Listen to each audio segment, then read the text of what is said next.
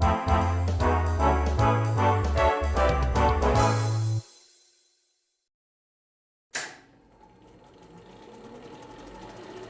of all, I want to thank you for doing this interview with me today. I've been dying to pick your brain. I really have.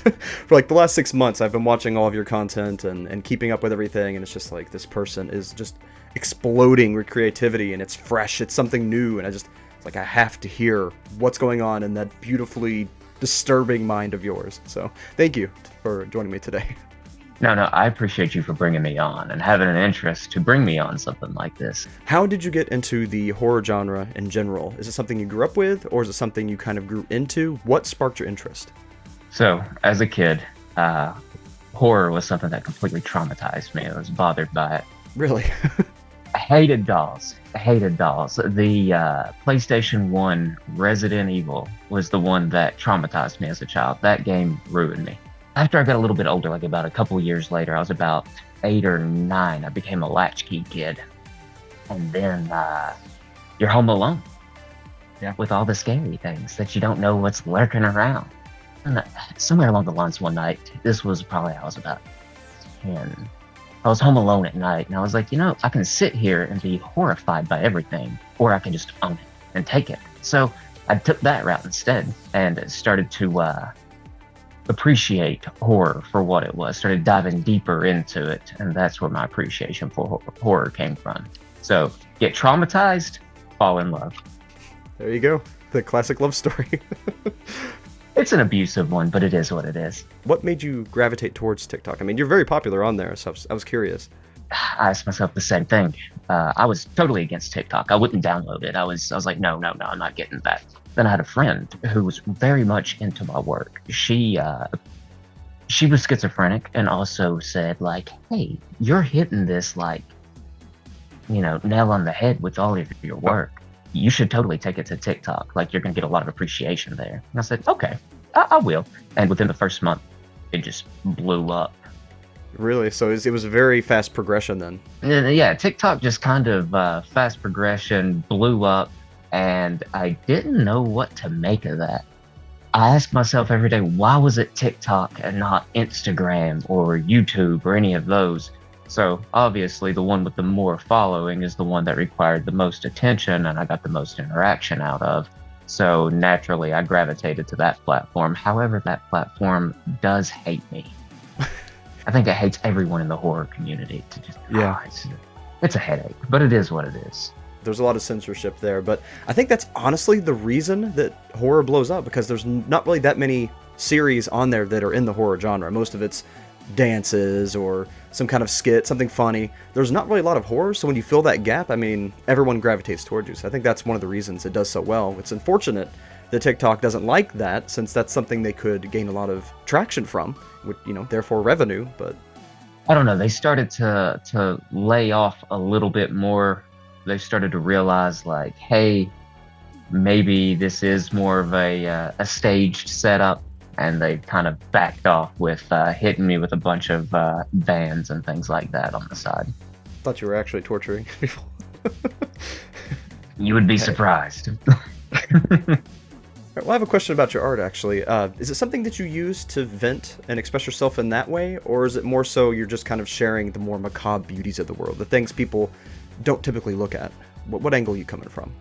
It's a little bit of both of those angles, because it does allow me to vent out certain frustrations or certain things, and I'm able to throw those into the character. However, I also like, I don't know, there's something about catching raw hyper-violence on camera, and the way it looks with the proper lighting, with the psychedelic backdrops, all of that, the way I edit it together, it just makes the gore look so much more pristine, and it just, I don't know, I feel like people can appreciate that. So that's why I also like to focus on the long-standing shots of all the gore, because, it's a good shot. We don't want to miss it. All right, so I'm really curious about the actual ins and outs, the more detailed things, the essence of it. So I'm curious what got you started on... I've heard your story before of you were just kind of practicing with the wig heads and things, and you just kind of... It ended up becoming a whole thing, but What really brought the sculpting of the wig heads and the dolls and things like that, and turning them into your art pieces? What brought that into existence? So back in I think it was 2013, 2013 or 2014, that Halloween, I wanted to go as Shay St. John for a costume contest at my college. So of course I had to get one of these mannequin heads and hack it up. But the satisfaction that I got from hacking that thing up, how good it felt. I don't know, there's nothing like it. When you put the knife in it, you can feel the resistance of the silicone meeting with the styrofoam, just the sound and the vibration of that. It hits on another level for me. Then I kind of put it down for some time because it started.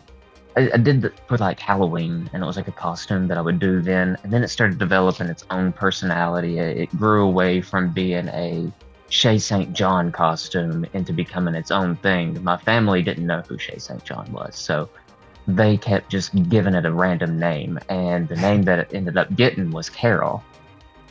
So the original costume, I was in like an old woman's nightgown that I got from Goodwill. I duct taped it to myself and ripped it up with a knife.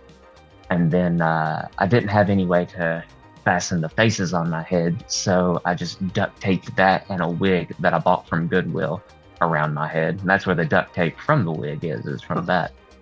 Yeah, same duct tape. Really? Mm-hmm. And that's how I used to keep the wigs and everything together, was I just tape it all on me. And also it makes things like feel way tighter on you. Like when you duct tape all the outfit to you, it feels better. I don't know. Don't feel like you're in like loose clothes. It's gonna grab stuff because your line of sight is completely ruined. Like right now, this eye I can't really see out of. It's all blurry and mixed. But this eye is good. But the other Carol, she has like a pinhole line of sight. So you have tunnel vision. It's very direct, straightforward. So tighter clothes, better for that. I started doing it every Halloween, and I would go to Halloween parties like that. And the more I dressed up as her, the more she developed her own personality, and the more things just started going in its own way. And I wasn't going to fight that. So I started getting drunk and putting her on. And I would just lay around by myself, no cameras, no nothing. I just put her on, all the gear, and just be trashed and sit there and just come up with stories and ideas and just monologue to myself. And eventually that started growing a little bit more and more. And then what made me turn it into a project though, and actually like go full force with it, was when I was in college. I had to do an assignment, and I was like, it would be really fun to see what kind of reactions I get out of this. So I got some things together, and I went on ahead and I shot the process of ripping off one of these faces, and then like just hammering and destroying the styrofoam underneath, which those heads still exist. Some of them are hanging up right back over there. You gotta hold on to the mementos. But ruined all that and then made new masks from it, and that started spawning like, this looks really good on camera. Then the reaction I got from everybody at school or at college was on a different level, and it done something to me. It fueled a fire. When I graduated, we had to do a portfolio review, and I showed my video demo reel. And of course, these videos are in that demo reel. And one of the professors had to turn away, got up and walked out of the room. He couldn't do it. And I was like, that's my project. I was like, that's what I need to focus on. I love the shock reactions too. That's something that feeds into it. So when I see people either strongly disgusted or strongly in love with it, it does the same thing to me. It's all a good response to me. But after that, there was some time where I didn't think about it and I put it down. And I didn't really have the motivation to go for it. I was more focused in game development. And then somewhere along the lines, like COVID hit and I was stuck inside. This started off as a photo project too. I would just dress up and take really, really like surreal photos and make them psychedelic. And then the photos ended up growing more into little short stories, and those little short stories progressed into the video shorts that we have now, and now to a feature-length film. Very organic growth. I really didn't expect you to say that the character developed before the entire series. For some reason, in my mind, I always thought that you had this story, the scary story, and then the characters came along with it. But it's almost like Carol was her own entity, and she grew and started telling you these stories. You were just the vessel, the conduit for all of these things, it seems like. Exactly. And that's actually a part of where this came from. That's where the story is. That's why the face under this mask doesn't matter. It doesn't matter at all. What matters are these faces. These are the ones that have the stories to tell. The guy underneath here is just, there's nothing to tell. He's just a normal dude. Would you say that it is kind of a method acting thing, or would you say that it's like like an actual entity? I mean, I know it's not, but you know, like if you had to be Mystic, what would you say about Carol? I will say it is very painful when Carol is out. Because a lot of negative emotions, a lot of anger and hate, frustration. Just imagine, you know, when you get really frustrated at something, and you're just pissed off and you feel that tightness in your spine? That's what it's like to wear Carol. When Carol's out, it kind of does become the method acting. And then the longer you wear her, the more it comes out, the more you allow it to slip out, the meaner you'll get with it even. So that's why lives are limited to only 1 hour. It's almost like wearing the mask in the Jim Carrey mask movies. It's like starts to take you over. Interesting. You know, I'm wondering though if it's kind of your psyche compartmentalizing the emotions that are not particularly part of your core self. I don't know, I'm getting all psychological now, but I'm not meaning to go that way. But no, you are good to go that way. I play in this a lot, so you are going down the right road. Just curious if your body, if your mind, because of, I don't know, traumatic events or just an overabundance of an emotion that you don't really consider part of yourself, were so prominent that your mind compartmentalized that into its own section, and that section got so much to it that it started developing into its own persona. What I kind of did with this was each mask I take, we'll say 3 of my most negative traits, things that I view as negative. So Carol has an obsession for perfection, which is a little bit of my own personal OCD perfectionist nature, type A personality, gotta kind of make it perfect. So I put that in there, and then we over-exaggerate it as far as we can take it. Then we take the anger and the frustration, and then we over-exaggerate that on another level. And then we keep a little bit of it to where like the animations and the reactions are just so over the top that it becomes a little bit comedic. So that way it has a good like counterweight and counterbalance. So it's kind of a caricature of the human psyche in general, then. Absolutely. And then Izzy, which is this lovely face that I'm currently wearing, Izzy is more or less a hyper-focused, laid-back, but very obsessive with what Izzy looks into. Pretty much becomes obsessed with the hobby. Your research is the main priority. Whatever I'm looking into is what I'm looking into. And then if anything gets in that way, Izzy is the type that won't hesitate to fix that problem relatively quickly. So when it goes to the actual themes and the ambience you put into your series, what made you decide to go that psychedelic route? I know you said that you had kind of this dreamlike atmosphere when you were making the photos that kind of became the series, but what drew you towards that atmosphere, that dreamlike state? We're going to go on a little bit of a personal note. This we tap back into personal life a little bit.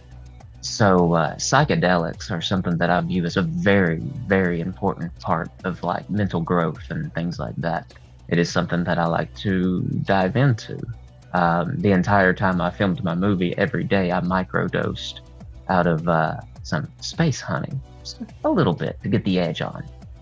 Then I would take my trip experiences from psilocybin or LSD, and then I would turn it into this and take it into a more of a bad trip scenario. Although the colors are still there, everything still has that weird mystic feel to it, and has all the the fun trippy elements. There's also the negative bad trip scary vibe that's going on with that. You're here for the ride, there's no getting off, you better just sit still and just watch it. You could say that it's kind of the uncensored version of what's going on in your psyche, because the LSD's kind of, or whatever has taken away that safety blanket, so to speak. Yes. Another fun element is a few of my videos, I will take major elements from the trip I had taken previously, which only will go on a large scale trip 2 times out of the year. You can't overdo it, it'll ruin the magic. They only like twice of the year. So spring and winter are the 2 big trip times, because winter you get the seasonal depression, and spring is the rebirth, renew kind of thing. So around through there is when I like to go on those little adventures and reset the psyche. But I'll take what I learn and develop from those trips, and I'll place it into my art in special ways and special places. So, you can take the traumatic sides of it and view it from more of a positive outlook. And also, I feel like the alternative aspect of this draws in people who feel very similar, and it's a nice nod to those people.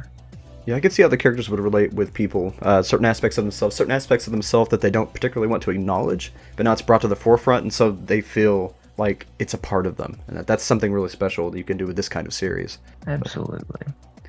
But speaking of your characters, you have a lot of interesting characters, and they all have their own personalities and everything. But the way they're designed, I'm very curious if they are based off of people that you knew, or maybe something more conceptual, like something kind of like the 7 Deadly Sins, or based off of different aspects of the human psyche. Like, can you give us a little bit of what exactly they are? So the only one I ever blueprinted out before cutting into is Izzy, this one, and I have her blueprints, or his blueprints, right over there. So one of the things with all this is I don't know what I'm making when I get it. It's always a blank canvas. I have no idea. I just feel the moment, and I allow it to just come naturally, and it just flows. And then after I get the mask created and I get to see it, I'll wear it for a minute, and I'll just kind of sit there, listen to music, kind of see how I feel. Usually I'll make a new mask if something's going on and I need a way to express that. So I'll carve out a new mask. But each one, they're unknown until after they're created, for the most part. And then once I put them on, that's when I start kind of figuring out who they are. Vicky, the redheaded one with the teeth, didn't know who Vicky was when I first created Vicky. Vicky was, I loved the way she looked, but didn't have quite the personality. And then I started looking more at her and started getting the feeling and the sensation of fear. Vicky seemed to be a very fearful one. So I kind of leaned more into that. And then when I was working on the movie, Vicky started coming out to me a little bit more, and I realized who Vicky really was, but we won't go into that anymore. We'll let people figure that out. But in other words, it takes time to bond with them and get to know them before they develop their personalities. So what forms of media inspire, or art in general, inspire you most? We're talking about physical art, music, movies, horror movies. What do you usually draw inspiration from? So I don't actually watch a lot of movies at all. Really? If I have free time, I'm going to spend that free time playing a video game. So video games are probably my number one art form that I appreciate the most, and it really envelops me. Because, even if I'm done playing that game's story, we'll use Cyberpunk for an example. So after I play Cyberpunk and I do its thing, it's a role-playing game, so I can go back through and just make up my own story in this sandbox, and I can kind of test ideas with it. I did it with Skyrim, of course, so Oblivion, all the Elder Scrolls games I would play and get lost into, tell my own little story, but those are high fantasy. video games didn't necessarily inspire this as much as traumatic past experiences did, but different types of artwork and art forms, such as like abstract, like old abstract paintings. I don't know, something about those pulled me in. Those are my two main forms. And then I really like the direction that AI art is going into. It's something. It feels almost dreamlike. Mm-hmm. Yeah, especially with the hands, it's always some kind of abomination. It twists them up in all kinds of fun ways. But even humans have a hard time drawing hands, so that's true. I'll give them a pass. They're learning. Scary enough. When you're actually in the creative process or making something, do you listen to music? Like, what particular art forms do you draw on when you're actually creating? Music helps a lot. That's why I had that playlist in my bio, the Sycopsilico murder music. It's all the music I can see things to when I listen to it. So usually if I listen to a song, I can start piecing some things together in my head, and I can visualize what I need and then start placing the characters in and living it out that way. Once I have that base structure, I don't need the music anymore. Then I'll lay down, I'll meditate on it, close my eyes and just get lost in it and just feel myself in this dream and just kind of play with it. Going into the mechanics of the series, when you were, I don't know if this is something that kind of developed along with it or something that you had planned beforehand when you were putting it together, but I know you said a lot of it just kind of came naturally, but I'm curious if you initially had in mind to make it as interactive as it is, with the lives and piecing the story together and things like that, or was that something that just kind of came along with it? Just came along with it. It was originally designed for me, upload, don't respawn, don't get involved. But then the comments started rolling through. And as someone who likes to shitpost on my personal accounts, the interaction just became a part of the fun. And as someone who enjoys shock art and just the shocking nature of stuff, I want to interact with that. I want to know why. So then it became a curiosity thing. I wanted to know why this triggered certain responses from people, certain emotions were coming from people. And then I started learning that, and I started playing with that just a little bit more. And the more that I played with that, the more I could kind of figure out which angles I needed to take. So when you have something so contrasting as ASMR satisfaction sounds with very visceral imagery, it kind of sets a different tone, an uneven tone, a weird balance happens. Mm-hmm. And I do that with a lot of things. There's a lot of contrasting tones in here. I have a list of different emotions, but I won't dive into that because that's what makes it fun, is when you don't know what it is. Yeah.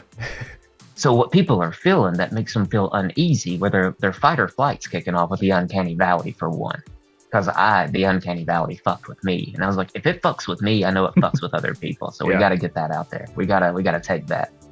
But now, again, taking your own fears and traumas and absorbing it to make it your own kind of takes control of that, and it no longer has that power. The more I learned from people and the more I interacted, the more I enjoyed it. And the more that interaction went, it kind of developed its own thing where right now, for example, people have told or asked Carol how Holly is. They want to know, they asked Carol how Holly's doing. Carol's not seen Holly since Carol's been focused on the clinic. And then some people narked on Izzy for trying to dethrone Carol. And now there's going to be a video in the future that'll show some turmoil between these events just because they were asked about, and now Carol knows about it. So that's kind of how that developed into that and how it pulled through. It easily transitioned straight from unfiction into the ARG territory when the audience started directing the story. That's interesting how it's got this back and forth organic growth between the audience and the characters. It's almost like being on stage. It's almost doing a stage performance. You feed off the audience's energy. The more that the audience gives you, the more that you're able to take and then give back. Well, speaking of future projects, with these characters and without these characters, I know you've done certain arcs, and you'll kind of delve into one character's backstory, or not really their backstory, but kind of their personality, things they're going through. Do you have a definitive end to all these arcs, and then maybe you're going to transition to something else? And when you do, is it going to be something else completely different, or is it going to be another, like a spin-off with these characters? Depending on how things go, there are a total of 5 movies that could be made, with an optional 6th if I decide to do it. Not trying to milk anything. It's just that's how many stories I want to tell. There is a definitive end. I actually have known the ending. As soon as it started, I've seen the ending. But it's all about getting to that end. So it could change at any moment. I mean, all the movies that I have listed out that I want to do in the pitch deck could alter. Like, all that could change. I laid out all the entire roadmap of what I want to do for everything and how I want to end it. The direction it goes and the way we get there isn't up to me. I'm not the one driving it. Not necessarily. Well, speaking of the movie, I'm curious about something to do with the movie. How did that feel to actually produce a film? How surreal was that? Insanely. Like, still to this day, I'll stop and I'll open up TikTok and be like, what is reality right now? The simulation is very wild, isn't it? It is what you make of it. The way I got into that, so I was sitting at my job, and I had a very good job, a very, I would say it was a high-profile job. It was a career. And I was sitting there at my computer. I went to college to get this job. I worked my ass off to get this job. And I'm sitting there. The Ukraine-Russia situation is going on. And I ask myself while I'm doing my repetitive mechanical tasks, and I'm like, if you get wiped out by a nuclear explosion right now, how are you going to feel? Are you satisfied? Are you happy with this? No, I am not happy with this. So I decided that I was going to start saving my money to make a movie. But it came from a lot of frustration. The housing market collapse. Like, I'm working this job, a great job. I still can't buy a house. I have a hellacious down payment. Still can't do nothing with it. So I just get frustrated with it. And I'm like, you know what? I'm going to do something I want to do. Like, there's no guarantee that tomorrow is even existing. So let's make a movie. And then my people at my job are like, okay, you have to make a decision. Do you want to make this movie, or do you want to work here with us? You can't do both. So I tell this high-profile job that I worked 6 years in college to get, that I'll be taking my leave in the next 2 weeks. And then I train my replacements, and I bounce out. I'm on good terms with them. We're on definite good standings. So I do have that safety net lined out, but I had to answer the what ifs. I didn't want to sit here and question every single day of my life and regret not trying to take control and do my own thing and break out of the 9-to-5 grind. So this brings me joy. This makes me happy. And like, as long as it stays fun, then I'm here for it.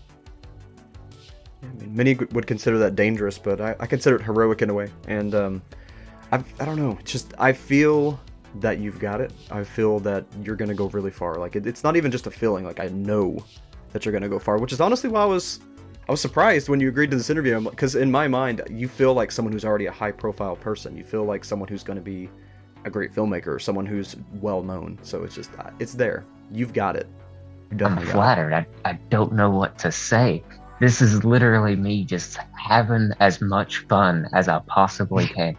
I'm just some dude. Literally, that's it. I'm just some guy. The quality, the production value, the story, it all just comes to you so naturally. It's like, you're made to do this. I could just tell. My mom said something very similar. She was like, video games aren't your path. You realize that, right? I said, no, I gotta make video games. That's what I want to do. I gotta be an indie developer. I gotta work on AAA games. I gotta do something in games. And I will one day. Just wait. But for now, we're gonna play. This is bringing me in, and it's taking its embrace on me. It's like a calling almost. Right. It just comes so natural. Let me say this: when I was working on the film, it feels like you're captaining a ship in a storm and everything's going to hell. You're losing crew members, they're falling off the edge, and you don't know what's happening. Your ship might be sinking, you don't know. The only thing you do know is you gotta keep going forward, because if you stop, you're gonna drown. Absolutely. So that's kind of what that felt like.